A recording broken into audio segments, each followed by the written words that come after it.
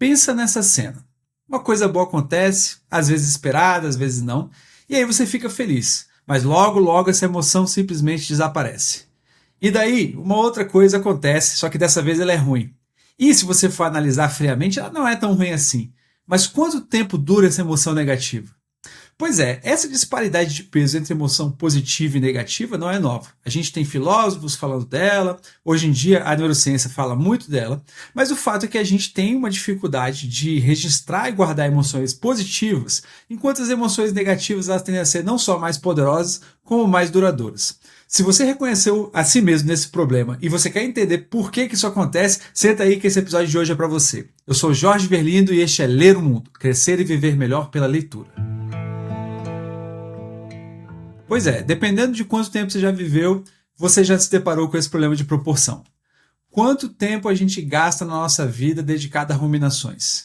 Primeiro, antecipando desgraça, ou reação a desgraças que a gente acha que aconteceu, ou pior ainda, viajando com desgraças que nem aconteceram e talvez nem aconteçam. Esse descompasso ele é tão importante. Você tem gente na filosofia falando dele, dos que eu já li, o Schopenhauer é um dos que mais fala. Você tem gente na ficção, como Dostoiévski falando. A Clarice Lispector, se você pegar o livro Paixão Segundo GH, ele é repleto de emoções negativas, é só pegar lá para ler. E agora a gente tem a neurociência nas últimas décadas que vem trazendo análises para a gente sentir e perceber o que acontece com essa relação entre emoções positivas e negativas, que ela é tão dispar. Para focar a nossa conversa de hoje, eu vou trazer duas ideias de pessoas diferentes com quem eu já tive sessões de terapia, um psicólogo americano e uma psicóloga brasileira, e eu vou conectar essas ideias para a gente poder se enxergar melhor aí. A primeira foi numa consulta com um psicólogo americano que eu fiz alguns anos atrás.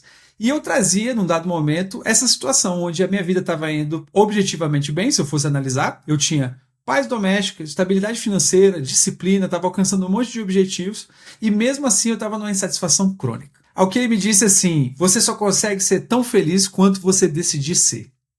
É irônico isso, né? E eu sempre tive preconceito com esse tipo de raciocínio porque ele me parecia uma coisa meio poliana. Tipo assim, eu tenho que me iludir e não ver a realidade para eu poder fingir que sou feliz. Só que depois de um tempo eu fui percebendo que é um tipo de excesso de ambição a gente achar que vê a realidade. Porque no final das contas a gente está constantemente fazendo recortes. Vou te dar um exemplo. Suponha que você vai tirar férias e viajar. Você pode, por exemplo, focar na parte boa e focar nas experiências, nas surpresas positivas, na conexão que você vai ter com as pessoas, com o lugar, com a companhia que você vai estar. Ou você pode focar na parte ruim e pensar nos custos, no incerto, no tanto que você vai ter que preparar a viagem. Você percebe que a gente vai acabar tendo que fazer algum recorte nessa situação e que esse recorte tem um viés por trás? E daí você pode se perguntar assim, tá, mas de onde que vem esse viés? E é aí que eu trago uma segunda ideia que eu vi num post de uma psicóloga brasileira, muito boa, uma influenciadora, já tive a oportunidade de me consultar com ela. E esse post dizia o seguinte, a hipótese é que o nosso cérebro ele tem que voltar para estados de conservação de energia, uma tendência orgânica do nosso corpo. E esse estado de conservação de energia inclui humor, percepção do mundo, percepção de si, etc. E aí vamos supor o seguinte, que o seu estado basal, o seu estado normal de humor é um estado positivo de satisfação. Muito bom, né? É ótimo. Mas e se ele for um estado de descontentamento? O que a gente faz com isso? Eu fiquei curioso com esse assunto, fui procurar um pouco mais e aí achei um post do Washington Post a respeito disso, um artigo na Wikipedia a respeito disso e um outro artigo no National Library of Medicine que trata um pouco mais desse tema chamado viés negativo. O que é o viés negativo? É uma tendência do cérebro a valorar, dar mais importância para emoções negativas, tornando elas mais duradouras, mais poderosas do que emoções positivas. Ou, como Schopenhauer costuma dizer, o prazer do animal que devora é infinitamente menor do que a agonia do animal que é devorado. Schopenhauer aí sempre trazendo drama para as nossas conversas. Dito isso, eu vou dar um exemplo pessoal. Faz tempo que eu registro os meus pensamentos, meus sentimentos e tal. Eu gosto de sentar eventualmente, fazer o que o povo chama de journaling, né? Tipo um diário, né? Não é grandes diários, mas pelo menos anotar as emoções, os pensamentos e tal. E às vezes eu volto um ano para trás e às vezes eu volto no mesmo dia, por exemplo. Hoje é dia 17 de junho, eu volto no 17 de junho antes. E, objetivamente, se eu for olhar para essa linha do tempo aí, muita coisa da minha vida melhorou. A minha disciplina melhorou, a minha relação com os outros melhorou, o meu status melhorou, o círculo de pessoas com quem eu convivo melhorou e a minha relação comigo melhorou. Só que mesmo assim eu me pego às vezes ruminando e das piores formas possíveis. E isso acaba gerando conflitos internos. Por exemplo, mas não era para eu estar satisfeito? E se não for para eu estar satisfeito, o que era para eu estar fazendo? E ainda, adianta ter disciplina, autoexame, força de vontade? Qual que é o sentido de tudo isso? E é aqui que esse exame me interessa. Vamos fazer o seguinte, vamos pegar essas duas ideias, vamos conectar elas para ver como é que elas se relacionam. Se a gente for pensar que a gente tem um viés negativo, isso quer dizer que a emoção negativa tem mais poder sobre a gente e que o nosso cérebro, procurando conservar energia, ele volta para um padrão, que nesse caso é o padrão negativo.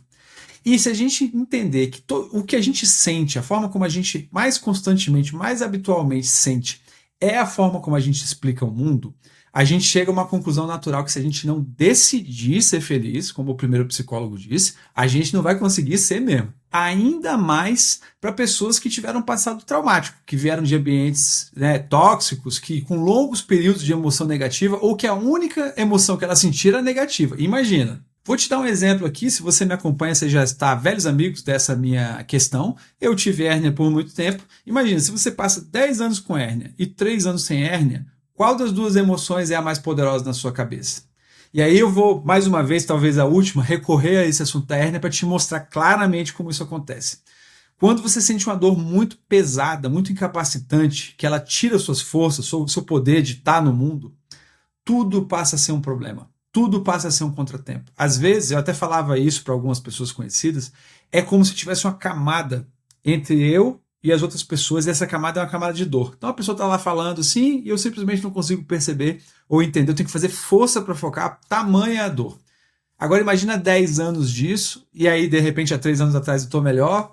Qual é o tipo de emoção que vai ficar? Qual é a emoção mais constante que vai ter aí nessa pessoa? O contraponto aqui é que, assim como quando a gente faz uma dieta, a gente acaba perdendo peso, se disciplinando, perdendo peso, ou a gente começa a fazer um exercício, a gente fica mais hábil, ou a gente passa a aprender um instrumento e se dedica e aprende, assim como essas coisas todas são treináveis, você consegue treinar a sua percepção com relação ao mundo.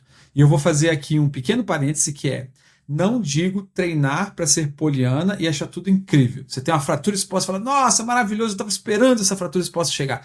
Não é isso. É de se treinar para ser capaz de reconhecer o que tem de bom.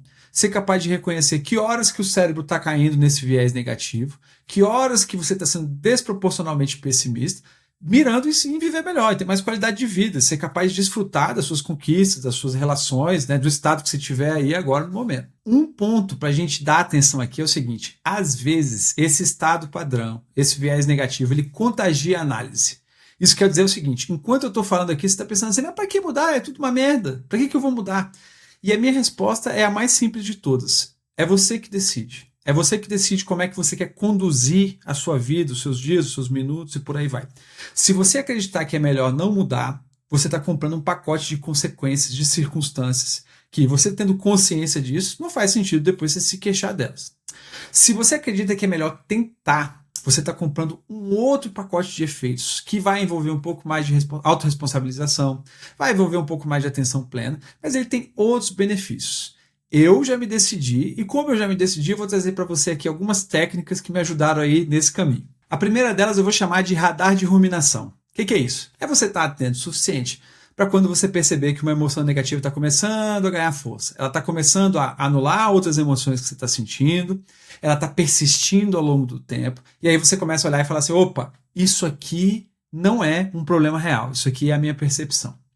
A menos que a sua vida esteja realmente muito ruim. Se a sua vida estiver muito ruim, aí a abordagem é completamente outra. Se ela não tiver, se você tiver parâmetros objetivos, por exemplo, de relação, de bem-estar, de saúde, de proteção, de acolhimento, de conexão, você fala, porra, diante disso tudo eu estou na média para cima. Talvez esteja chegando aí, seu cérebro esteja voltando para o estado padrão dele. Depois, a segunda ideia é treinar a gratidão. Eu falei disso aqui no primeiro episódio, um livro incrível que eu mencionei lá, A Arte do Impossível. Gratidão parece uma coisa esotérica, mas ela faz bem para a cabeça e faz bem para o cérebro. Ela coloca você num estado de saciedade e para isso, de novo, atenção plena é uma coisa que ajuda, falei disso no outro episódio aí. Ela coloca você num lugar onde você está, nada mais precisa acontecer para você estar bem. E isso faz muita diferença. Você vai treinando o seu cérebro, você vai se habituando a ver as coisas desse prisma. Elas estando bem, né? Você não vai inventar. Mas você vai se treinando de uma forma que isso desce para o seu metabolismo. E aí você vai estar habitualmente bem. Daí o terceiro ponto que eu costumo praticar é o seguinte, encontrar a tristeza e viver a tristeza. O que isso quer dizer? Se você tem um padrão negativo desse, um viés negativo, que você tende para a ruminação, para o pessimismo, é muito provável que você tenha registro de emoção negativa, que sua vida tenha sido um desafio danado em algum momento dela, ou que você tenha tido pessoas muito difíceis de conviver, ou que você tenha vivido um trauma, algum tipo de situação abusiva, desgastante, e é natural, você precisa se aceitar essa situação, se perdoar, se ser generoso consigo mesmo, para processar isso, né? Para isso tem umas técnicas interessantes. Eu trouxe um episódio sobre terapia aqui, onde eu falo de algumas delas, principalmente o MDR, Sistema Familiar Interno, focado em metabolizar. Mas qual é a vantagem de você metabolizar emoções negativas? Às vezes você está com uma série de emoções negativas enterradas. Você foi obrigado, na sua infância, na sua adolescência, seja lá onde for, você foi obrigado a enterrar a emoção negativa porque era difícil demais, e se você não enterrasse isso, você não sobrevivia. Era o único mecanismo para você transicionar daquela fase para a fase onde você está. Pela razão pela qual você tinha que estar satisfeito e feliz com isso, porque você foi muito bem sucedido nesse processo. Mas as emoções negativas, elas ficam lá dentro e elas ficam emitindo sinal. Então, quando você recorre a alguma terapia dessas, você vai abrir a sua caixa preta. De novo, escolha bons terapeutas. O terapeuta ruim não vai ajudar. Mas você consegue metabolizar essas emoções, você consegue viver melhor com elas, você consegue assimilar essas emoções. E isso vai fazer muita diferença na sua forma de encarar o seu dia a dia. E o quarto e último item que eu vou trazer para você é estar presente. Eu sei que eu já falei pra caramba, você está cansado de me ouvir falar de presença, de atenção plena aqui no canal. Tem um monte de gente falando disso na internet, mas não é à toa. A gente está muito conectado hoje, o sistema nos arranca da nossa presença e está o tempo todo nos empurrando para os produtos que ele quer vender, para as guerras que ele quer vender, para todas as situações que estão acontecendo. E a gente perde essa capacidade de desfrutar o momento que a gente está vivendo. Por exemplo, uma refeição que você está fazendo, um banho que você está tomando, um sono que você está desfrutando, uma tarde com os amigos ou com uma pessoa querida que você está. Tudo isso tem um poder muito diferente quando você está presente de quando você não está, quando você está em outro lugar, se comparando, ruminando, divagando, dissociando, de forma que estar presente é um exercício. E ele é um exercício que ele contribui muito com essa questão de você se sentir mais satisfeito. Bom, então aí 4 formas de como eu pratico sair desse viés negativo, né? Porque eu quero viver melhor, eu quero estar satisfeito com o que eu estou fazendo, mas tudo isso tem como base a sua decisão. Eu fiz a minha e aí é por isso que eu estou trazendo esses argumentos para você. E você? Como é que você se sente com esse assunto? Ele tem a ver com o que você está vivendo? Você acha que você precisa se mover um pouco desse viés negativo? Talvez você precise praticar um pouco, se sentir mais satisfeita, mais satisfeito no seu dia a dia? Me conta aqui nos comentários. E se você curtiu esse assunto, não esquece de deixar o seu like e se inscrever no canal, ou enviar para alguém que você acha que também vai se beneficiar dele. Esses gestos contam para o algoritmo o que importa para o que você está vendo e me fazem muito bem para continuar trazendo o melhor das minhas leituras para você. Muito obrigado e nos vemos no próximo vídeo.